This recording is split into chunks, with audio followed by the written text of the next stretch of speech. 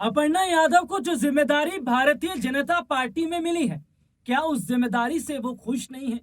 और उत्तर प्रदेश में 10 सीटों पर उपचुनाव से पहले ही क्यों अपर्णा यादव को बीजेपी में महिला के उपाध्यक्ष के तौर पर जिम्मेदारी मिली? जहां जिम्मेदारी मिली, उसके बाद सियासी बवाल भी खड़ा हो रहा है, क्योंकि अपर्णा यादव का यह कहना है कि मुझे ये पद मंजूर नहीं है। लेकिन बात यही नहीं रुक रही है। गृह मंत्री अमित शाह का फोन आ जाता है अपर्णा यादव को। उसके बाद तो उत्तर प्रदेश से दिल्ली तक सियासी हलचल शुरू हो जाती है। क्या चल रहा है अपर्णा यादव के मन में? गृह मंत्री अमित शाह का एक फोन और बदल गया पूरी राजनीति का खेल। नमस्कार, मैं हूं राहुल शर्मा और आप देख रहे हैं हमारा आज का बहुत ही खास प्रोग्राम। और इस प्रोग्राम में चर्चा आज उत्तर प्रदेश को लेकर कर रहे हैं। उत्तर प्रदेश से होकर ही दिल्ली का रास्ता निकलता है। और ऐसे में अगर बात करें तो उत्तर प्रदेश में 10 सीटों पर जो उपचुनाव होने वाले हैं, उस उपचुनाव से पहले अपर्णा यादव को लेकर तमाम खबरें आ रही थी कि क्या भारतीय जनता पार्टी में उन्हें बड़ी जगह मिलेगी तो वो जगह कौन सी होगी, और अगर नहीं मिलेगी तो क्या अपर्णा यादव समाजवादी पार्टी की तरफ जाएंगे। बहुत बड़ी खबरें अपर्णा यादव को लेकर आ रही हैं और इन्हीं खबरों पर विस्तार से चर्चा करने के लिए हमारे साथ मौजूद है हमारे खास सहयोगी वरिष्ठ पत्रकार अमन सर। और अमन सर, बहुत बहुत स्वागत है सर सबसे पहले तो इस प्रोग्राम में आपका। सर, अपर्णा यादव का अगर हम जिक्र कर लेते हैं, अपर्णा यादव कोई छोटा मोटा चेहरा नहीं है। मुलायम सिंह यादव की छोटी बहू है अपर्णा यादव। और अगर बात करें तो जब भारतीय जनता पार्टी में वो शामिल हुई, बीजेपी में आई, तो उन्होंने मुलायम सिंह यादव से आशीर्वाद लिया और आशीर्वाद उन्हें दिया भी गया कि बीजेपी में जा रही हो, ठीक है, अच्छा काम करना।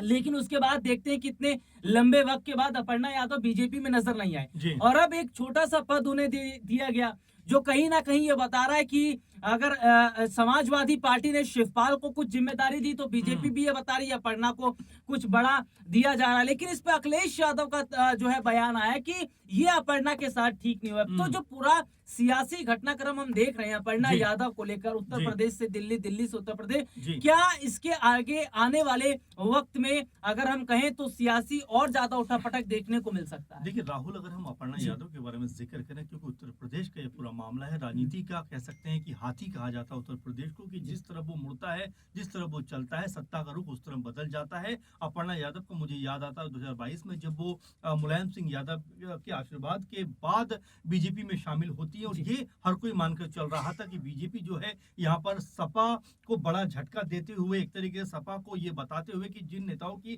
कदर आप लोग नहीं करते और खासकर अपने परिवार के सदस्यों की कदर आप नहीं करते, उनको हम कोई बड़ी जिम्मेदारी देने वाले हैं। लेकिन जरा गौर करिए, 2022 से 2024 का कह सकते एंड आते आते भी अपर्णा यादव को किसी भी चुनाव में न तो उतारा गया, न किसी बड़े पद पे बैठाया गया। और सबसे अहम बात कि जिस तरह का पद उनको दिया गया है, 2.5-3 साल के बाद एक राज्य महिला आयोग में उनको उपाध्यक्ष बनाया गया, जो उनको इस समय न सिर्फ बोना लग रहा है बल्कि साथ में ये भी कहती हुई नजर आ रही है कि भाई इतने लंबे इंतजार के बाद आखिर मुझे मिलना ही था ये पद, तो ये तो मुझे पहले भी दिया जा सकता था। आखिर 2.5-3 साल के बाद अगर आपको मेरी याद आई भी तो वो इतने छोटे पद के लिए। और उसी के बाद बस मैं खत्म करूं, उसी के बाद ये सारा मसला जो है बनता हुआ नजर आया। और अपर्णा यादव की जो नाराजगी है उसको कहीं ना कहीं शिवपाल यादव कैश करते हुए नजर आए। और यही बात अब हर कोई कह रहा है कि अपर्णा यादव का जो रुख है अब वो समाजवादी पार्टी की तरफ होता हुआ दिखाई पड़ रहा है। सर, अगर थोड़ा पुराना अगर चर्चा कर लिया जाए, क्योंकि जब नेता प्रतिपक्ष के तौर पर हम देख रहे थे कि बहुत सारे नेताओं का नाम आगे आ रहा था और उसमें शिवपाल यादव का नाम भी था, लेकिन शिवपाल यादव को अलग किया गया, माता प्रसाद पांडे को जिम्मेदारी दी गई। तो जब यूपी विधानसभा सत्र शुरू होता है, उसमें शिवपाल मौजूद रहते हैं, तो बाकायदा प्रदेश के मुख्यमंत्री योगी आदित्यनाथ ने कहा कि चाचा को एक बार फिर गच्चा दे दिया गया अखिलेश यादव की तरह से, चाचा बेचारे एक बार फिर ठगे गए। तो ये बहुत ज्यादा जो है अगर बात करें तो खबरें विस्तार होती नजर आई। दिल्ली से उत्तर प्रदेश तक चर्चा हुई, पार्टी के जो समाजवादी पार्टी प्रमुख अखिलेश यादव उन तक बात पहुंची। जी। तो कहीं ना कहीं उन्होंने तमाम चीजों को देखने के बाद अगर बात करें तो शिवपाल यादव को एक बड़ा रोल कहीं ना कहीं उन्होंने दिया कटहरी से। उसके बाद हम ये देख रहे हैं कि अब जो योगी आदित्यनाथ अखिलेश यादव को लेकर कर रहे थे, वही अखिलेश यादव का बयान सामने आया जी। कि आपने अपर्णा यादव के साथ क्या देखिए किया? बिल्कुल जाहिर बात है, जो अखिलेश यादव ने बात की उसका अगर जिक्र करना चाहें तो कह रहे हैं कि भाई 100 में से 100 जो बड़े पदों पर बैठे हैं वो आप ही के लोग बैठे हुए हैं। बाहर से अगर कोई व्यक्ति जाता भी है तो उसके लिए वहां पर कोई बड़ी तवज्जो नहीं है। बीजेपी के अंदर जिस तरह से लगातार ये कहा जाता रहा है कि भाई परिवारवाद हमारे बीच में नहीं है, हमारे बीच में जो लोग काम करते हैं उनकी जगह है, लेकिन उन्होंने हालांकि नाम तो नहीं लिया अपर्णा का, लेकिन जिस तरह की बात उन्होंने कही कि सारे के सारे आदेश जो है वो दिल्ली और यूं कहा जाए कि उत्तर प्रदेश में जो बड़ा ओहदा पे बैठे हुए लोग हैं उनके इशारे पर किया जाता। अब देखिए अपर्णा यादव को लेकर जब खबरें आना शुरू हुई कि भाई अपर्णा यादव जो है वो सपा में जा सकती है, तब योगी के जो मंत्री हैं उनका बयान भी सामने आता है। इसके अलावा अमित शाह का फोन भी सुना है पहुंच जाता है। तो ये तमाम जो चीजें ये बता रहे हैं कि बीजेपी के अंदर कहीं ना कहीं खलबली मची हुई है। और देखिए राहुल, इसका सबसे बड़ा कारण अगर आप देखेंगे तो उपचुनाव उत्तर प्रदेश में जो आने वाले 1 से 2 महीने के अंदर होने वाला है। अगर ऐसे में जिस तरह से हम बीजेपी की राजनीति को देखते हैं यही कहा जाएगा कि ना राम मिली ना माया, क्योंकि अगर आप ऐसे माहौल में देखें जब से अयोध्या में बीजेपी हारी है, हर कोई यही बात कह रहा है कि जो बीजेपी राम पर के नाम पर राजनीति करती थी उसके हाथ में राम ही नहीं आए। अब ऐसे में कह सकते हैं अपर्णा यादव भी जिस तरह धार्मिकता के हर रंग में नजर आती हैं, उनको भी ये लगा होगा कि जब बीजेपी के साथ राम ही नहीं है तो फिर इस पार्टी में रहने का फायदा क्या है। वहीं अखिलेश यादव जिस तरह से उनको दरकिनार किया जाता रहा, हमेशा उनको ये बात कही जाती रही कि भाई अब ये समाप्तवादी पार्टी है, ये सीटें लेकर नहीं आएगी, और इसीलिए शायद अब अपर्णा का रुख जो है मुझे ऐसा लग रहा है कि सपा की तरफ होता हुआ दिखाई पड़ रहा है। सर मैं अखिलेश यादव का थोड़ा सा जिक्र करना चाहूंगा। इतना लंबा वक्त बीत गया लेकिन कभी अपर्णा यादव का उन्होंने जिक्र नहीं किया। अगर हम देखें उत्तर प्रदेश में जिस तरीके से जब लोकसभा जो सीटें अच्छी खासी उन्होंने जीती, और तमाम अगर बात करें यूपी विधानसभा चुनाव भी, उस दौरान कभी भी उन्होंने अभी तक अपर्णा यादव का जिक्र नहीं किया। बीजेपी में आने के बाद भी क्या उन्हें जगह मिली नहीं मिली, लेकिन इस बार अपर्णा यादव का अगर वो जिक्र कर रहे हैं, अपर्णा यादव को लेकर चिंता जता रहे हैं, तो क्या एक मैसेज ये भी नहीं दिया जा रहा है कि वो चाहते हैं कि अपर्णा यादव समाजवादी पार्टी में शामिल हो जाए? बीजेपी में जगह नहीं मिली, वो पद नहीं मिला, समाजवादी पार्टी में वो मान सम्मान या पद दिया जाएगा? बिल्कुल, मुझे डिम्पल यादव का बयान याद आता है। उनसे जब ये बात पूछी गई थी कि भाई क्या कभी अपर्णा यादव सपा में वापसी कर सकती है, उन्होंने कहा ये परिवार का मसला, और देखिए परिवार के लोग कह सकते हैं जो फैसला करेंगे, साथ में पार्टी के जो ऊपर लेवल पे लोग बैठे हुए जो फैसला करेंगे उसके अनुसार हम जाएंगे। तो कभी भी आप देखिए ना तो अपर्णा यादव ने कोई ऐसी बात कही, ना डिम्पल यादव ने कोई ऐसी बात की, अखिलेश यादव ने कभी भी इस तरह का कह सकते हैं कि हम देखें कि कोई स्टेटमेंट जारी नहीं किया। भाई अपर्णा यादव ने भी, और देखिए अपर्णा यादव क्योंकि एक बड़ा नाम है, ऐसा नहीं है कि वो छोटा मोटा नाम है। 2017 में वो सपा से चुनाव लड़ती है, और ये मानकर चला जा रहा था कि 2022 में अगर वो सपा में होती तो एक बार फिर चुनाव लड़ती हुई नजर आती, लेकिन बीजेपी में शामिल हो जाती और बीजेपी से उनको टिकट नहीं मिलता है। इसके अलावा 2024 में भी लोग मान के चल रहे थे कि भाई कहीं ना कहीं से हो सकता है कि अपर्णा यादव को बीजेपी उतार सकती हो। सबसे बड़ी बात की कैसरगंज को लेकर लगातार ये माहौल बन रहा था कि भाई ब्रजभूषण के ऊपर ऐसे ऐसे आरोप लगे हुए, तो हो सकता है कि उनको टिकट ना देकर अपर्णा यादव को टिकट दिया जाए। लेकिन दोनों चुनावों की बात करें कि जब मैनपुरी में उपचुनाव होता है तब भी अपर्णा यादव के बारे में कहा जाता है कि भाई अपर्णा यादव जो है वहां से उपचुनाव लड़ सकती है बीजेपी की तरफ से, लेकिन अपर्णा यादव ने मना कर दिया कि मैं अपने परिवार के खिलाफ नहीं जाऊंगी। 2024 में भी जब कह सकते हैं कि मैनपुरी में चुनाव होता है, डिम्पल यादव कह सकते उतरती हैं, उस समय भी कहा जाता है कि भाई बीजेपी की तरफ से अपर्णा यादव सामने आएंगे, लेकिन अपर्णा यादव फिर मना कर देती, कहती है अगर मुझे बीजेपी को चुनाव लड़ाना ही है तो तमाम सारी सीटें उत्तर प्रदेश में है, अगर एक सीट को छोड़ दिया जाए 79 सीटें उत्तर प्रदेश में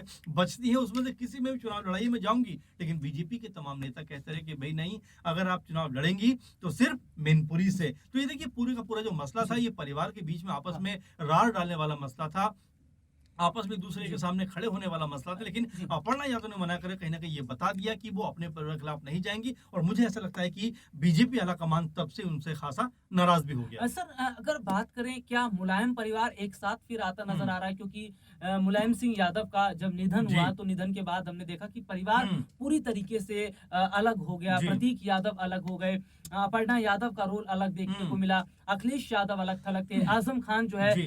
उनका पूरा तरीके से अगर कहीं समाजवादी पार्टी से ही हाँ। कहीं ना कहीं गायब हो गए, क्योंकि जी। कई मामले उनके ऊपर जी, चल रहे हैं। बिल्कुल। और ऐसे में देखने को मिला पार्टी का कहीं ना कहीं हर एक हुँ। नेता, कार्यकर्ता, मंत्री सभी लोग अलग होते नजर आए। हुँ। लेकिन क्या अब देखा जा रहा है कि अपर्णा यादव को लेकर अगर चिंता अखिलेश यादव जाहिर कर रहे हैं, तो कहीं ना कहीं फिर प्रतीक यादव को भी मौका मिलेगा, क्योंकि हुँ। चाचा शिवपाल के जो बेटे हैं उन्हें तो पार्टी में जी। बड़ी जिम्मेदारी मिली है। हुँ। तो क्या ये पूरा परिवार मिलकर योगी आदित्यनाथ का किला ढहाने के लिए तैयार है? देखिए, परिवार की बात आपने ज़िक्र किया और जी। देखिए राहुल परिवार सबसे मज़बूत ताकत है किसी भी इंसान की। और यहाँ पर आप देखिए जब मुलायम सिंह यादव का निधन हो जाता है उसके बाद उनके चाचा जो हैं शिवपाल यादव किस शिद्दत के साथ में अखिलेश यादव के साथ आकर खड़े हो जाते हैं। 2017 के चुनाव में भी कह सकते हैं कि जी। बुरी तरह से हारती है समाजवादी पार्टी, लेकिन एक बार फिर शिवपाल यादव सामने आते हैं कि नहीं, अब मैं तुम्हारे साथ खड़ा हूँ, तुम्हारा चाचा तुम्हारे साथ खड़ा है। और देखिए शिवपाल यादव का भी अनुभव अगर आप उत्तर प्रदेश में देखें राजनीति का, तो बिल्कुल मुलायम सिंह यादव के बराबर का ही कह सकते हैं अनुभव है। और समय के साथ बहुत सारी चीजें बदलती हैं। अखिलेश यादव भी बीते दिनों 2012 के बाद से लगातार नाराज भी थे, और वो तमाम तलखियां जो तमाम नाराजगियां थी वो खत्म होती है और दोनों चाचा भतीजे की जोड़ी मिलकर चुनाव में रणनीति बनाते हैं। और देखिए पीडीए का नारा दिया जाता है, और इस नारे के तहत उत्तर प्रदेश में जिस पार्टी को ये माना जा रहा था कि ये पार्टी खत्म होने के कगार पे, अखिलेश यादव में वो बात नहीं है और ये पार्टी को खत्म करके मानेंगे, समाप्तवादी पार्टी बन जाएगी। उन्हीं अखिलेश यादव ने 37 सीटें सिर्फ सभा के लिए निकलवाई, और इसके पीछे दिमाग किसका था? शिवपाल यादव का। तो ये आप ये मानकर चलिए कि पूरी तरह से चाणक्य की भूमिका में अब शिवपाल यादव नजर आ गए। और यही बात है, पहले भी शायद हम लोग इस बात पे लगातार चर्चा की है कि अगर अपर्णा यादव सपा में आ सकती है तो उसके सबसे बड़े सूत्रधार कोई बनेंगे तो वो शिवपाल यादव बनेंगे। इस पूरी भी भूमिका में आप देखिए कि अपर्णा यादव सीधे शिवपाल यादव से मिलने के लिए जाती है जब उनको पद मिलता है, और जो सूत्र बताते हैं वो यही कहते हैं कि वहीं बैठकर दोनों के बीच में बातचीत हुई कि भाई ये पद तुम्हारे कद के हिसाब से छोटा है, इसीलिए आपको इसको एक्सेप्ट नहीं करना चाहिए। और उसके बाद से लगातार ये बातें नजर आने लग गई कि अपर्णा यादव नाराज हैं और वो इस पद पर नहीं बैठेंगी। और खबरें इस तरह की भी लगातार बन रही हैं कि वो लगभग सपा के द्वार पर खड़ी हुई हैं, कभी भी वो एंट्री कर सकती है। और यहाँ पर अगर वो एंट्री करती हैं तो लोग जो कह सकते हैं विधानसभा के उपचुनाव है उससे पहले सपा जो बीजेपी को बहुत बड़ा झटका लगने वाला है। क्योंकि अगर 10 सीटों की बात करें, हम अभी ये नहीं कहते कि अपर्णा यादव को किस सीट से उतारेंगे, लेकिन अगर कोई एक सीट हो, मान लीजिए मिल्कीपुर में उनको उतार दिया जहां से अयोध्या में पहले ही बीजेपी हारी हुई है, तो बीजेपी की मुश्किलें और बढ़ती हुई नजर आएंगी। सर, अभी तक हम देख रहे थे कि भारतीय जनता पार्टी की जो सहयोगी पार्टियां, बीजेपी की उत्तर प्रदेश में बात कर लेते हैं कि 9 सीटों पर बीजेपी जो है वो खुद जी। चुनाव लड़ेगी, एक सीट आरएलडी को उन्होंने दिया है। लेकिन इनके साथ में सहयोगी पार्टियों में जी। अपना दल भी है, निषाद पार्टी भी थी, जी। ओम प्रकाश राजभर भी है, बिल्कुल। इनको जगह नहीं दी गई। जी। अभी तक पार्टी के बाहर जो है आपसी फुटमस देख रही थी, लेकिन अब अंदर पार्टी की फुटमस शुरू हो जी। गई। अपर्णा यादव को जो जिम्मेदारी दी गई वो भी एक बहुत छोटी जिम्मेदारी है। तो क्या बाहर की फूट अगर अंदर पड़ गई है, इसका भी एक बड़ा झटका कहीं ना कहीं जी बीजेपी को लगेगा? देखिए आपने शुरू में जिक्र किया था शिवपाल यादव और योगी के बारे में जी, जो जी, स्टेटमेंट जी, था जी, कि जी। उन्होंने गच्चा दे दिया, लेकिन बीजेपी शायद अपनी कमजोरी छुपाती हुई नजर आती है। आप जरा देखिए केशव प्रसाद मौर्य ने किस तरह से अपनी फील्डिंग सजाई कि वो दिल्ली में भी आते हैं, नड्डा से मुलाकात करते हैं, अमित शाह जी से मुलाकात करते हैं, कह सकते हैं कि जब उत्तर प्रदेश आते हैं तो वो ओपी राजभर से मिलते हैं, और कह सकते हैं कि संजय निषाद से मुलाकात करते हैं, यानी कि अपने लिए एक अलग माहौल बनाते हुए नजर आते हैं। और यहाँ तक कि ऐसा भी कहा गया कि वो योगी की जो तमाम सारी मीटिंग थी वहां पर नहीं जा रहे हैं, उनसे बचते हुए नजर आ रहे हैं। तो ये कहीं ना कहीं अपने कुनबे को खराब करने वाली बात है। और साथ में जो जुड़े हुए लोग, आपने दलों का जिक्र किया, देखिए जयंत चौधरी अभी भी 3 सीटें मांग रहे थे, अभी भी 2 सीटों पर अडिग हैं। अभी हालांकि इस पर स्पष्ट जो चीजें वो नहीं आई हैं। अनुप्रिया पटेल 1-2 सीटें मांग रही हैं, ओपी राजभर भी 1 सीट कह रहे हैं। इसके अलावा संजय निषाद को देखें तो कह रहे हैं भाई कम से कम जो दोनों सीटें मेरी जीती हुई थी वो तो मुझे दीजिए। तो यहाँ पर बीजेपी के जो सहयोगी दल हैं वो भी लगातार परेशान है, पशुपेश में है कि क्या किया जाए और क्या ना किया जाए। क्योंकि आप जरा सुर देखिए कि योगी जी की एक स्टेटमेंट आता है कि कांवड़ यात्रा के दौरान अपनी नेम प्लेट लगानी होगी। उन्हीं के जो कह सकते हैं पश्चिम यूपी में सबसे बड़े साथी हैं जयंत चौधरी, क्या कहते हैं, आप या कुर्ते पे नाम लिखवा लें, और तमाम तरह से उनके इस आदेश की आलोचना करते हैं। अब आप ओपी राजभर की बात करिए, कहते हैं कि मोदी और योगी मैजिक क्या हो, खत्म हो गया है। संजय निषाद कहते हैं कि भाई बुलडोजर नीति जो है वो अपने आप में कहीं भी जो सफल नहीं हो पा रही है। अनुप्रिया पटेल देखिए, जिससे उन्होंने सीधे तौर पर कह सकते हैं योगी जी के दोनों का कानूनों की उन्होंने मुखालफत की, नजूल विधेयक की मुखालफत की। तो ये बताता है अपने आप में कि उनके जो सहयोगी दल हैं, राजा भैया उस अलग नाराज नजर आते हैं। तो ये जो चीजें हैं ये बता रही है कि बीजेपी के लिए मुश्किलें आसान नहीं है। और यहाँ पर अगर अपर्णा यादव सपा के अंदर एंट्री कर जाती हैं राहुल, तो ये मानकर चलिए आपकी बीजेपी के लिए मुश्किलें और 4 गुना बढ़ सकते हैं। और अगर 10 में से अगर 7-8 सीटें बीजेपी के हाथ से निकल गई तो आप ये मानिए कि 2027 से पहले की एक बड़ी जीत कहीं ना कहीं इंडिया गठबंधन को मिल सकती है। और 2027 में बीजेपी जब कह सकते हैं विधानसभा चुनाव में जाएगी तो कॉन्फिडेंस कहीं ना कहीं उसका लूज नजर आता हुआ दिखाई पड़ेगा। भले ही 2027 का यूपी विधानसभा चुनाव दूर हो, लेकिन चुनाव से पहले जो हालात इस वक्त दिखाई दे रहे हैं वो भारतीय जनता पार्टी के लिए ठीक नहीं है। सर, एक सवाल मेरा आपसे ये रहेगा कि गृह मंत्री अमित शाह का अगर फोन अपर्णा यादव को आता है, और ये बहुत बड़ी बात है कि दिल्ली से अपर्णा यादव के लिए फोन किया गया और पूछा गया कि क्या उन्हें जो जिम्मेदारी दी गई है अगर वो ठीक नहीं है तो क्या और बड़ी जिम्मेदारी उन्हें दी जानी चाहिए, तो इसके क्या सियासी मायने सर निकाले जा रहे हैं? देखिए, बिल्कुल राहुल, महत्वपूर्ण बात है कि अमित शाह जैसे बड़े दिग्गज नेता जिनको बीजेपी का चाणक्य कहा जाता है, वो मजबूर है कहीं ना कहीं अब अपर्णा यादव को मनाने के लिए कि भाई अगर अपर्णा यादव ऐसे वक्त में जब उपचुनाव सर पर रखे हैं, अगर वो सपा में शामिल हो जाती हैं या यूं कहा जाए कि बीजेपी छोड़ देती हैं, तो ये बीजेपी के लिए बहुत बड़ा झटका होगा। क्योंकि वैसे भी आप देखिए सीधे तौर पर नजर आता है कि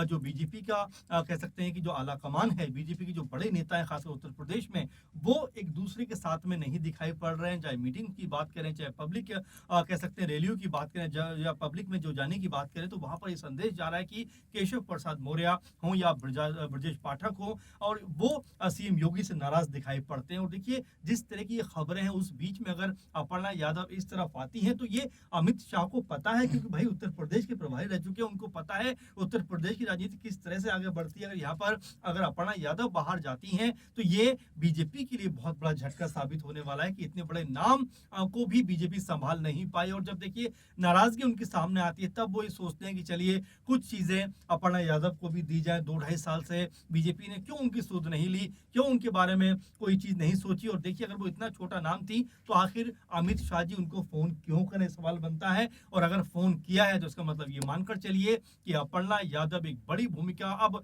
उत्तर प्रदेश में कह सकते हैं निभा सकती है सपा के लिए, अगर वो शामिल होती है। क्योंकि सपा का जो खेमा है वो अब काफी ज्यादा मजबूत दिखाई पड़ता है। क्योंकि देखिए, वहां पर कांग्रेस भी उनके साथ नजर आती है, कई और दल हैं जो उनके साथ में आने को तैयार है। तो ये एक ऐसी चीज हो रही है जो लगातार बीजेपी को न सिर्फ कमजोर कर रही है बल्कि इंडिया गठबंधन को जो ताकतवर कर रही है। और तमाम जो कह सकते हैं सहयोगी दल हैं बीजेपी के, वो उनकी मुश्किलें बढ़ा रहे हैं। ऐसे में अमित शाह को पता है कि अगर अपर्णा यादव बाहर जाती है तो ये बीजेपी के लिए चुनाव में बहुत ज्यादा कह सकते हैं कमजोर स्थिति हो जाएगी। इसीलिए वो अपर्णा यादव को मनाने में लगे हुए हैं। जी, वाकई अब देखना होगा कि क्या अपर्णा यादव को गृह मंत्री अमित शाह का जो फोन गया है उसके बाद ये बात बन पाएगी, या अपर्णा यादव का अगला कदम समाजवादी पार्टी की तरफ रहेगा। क्योंकि अखिलेश यादव ने पहली बार अपर्णा यादव को लेकर चिंता जाहिर की है। इस मुद्दे पर आप तमाम दर्शकों की क्या राय है, आप लोग कमेंट करके विस्तार से बता सकते हैं। फिलहाल आज के इस प्रोग्राम में इतना ही।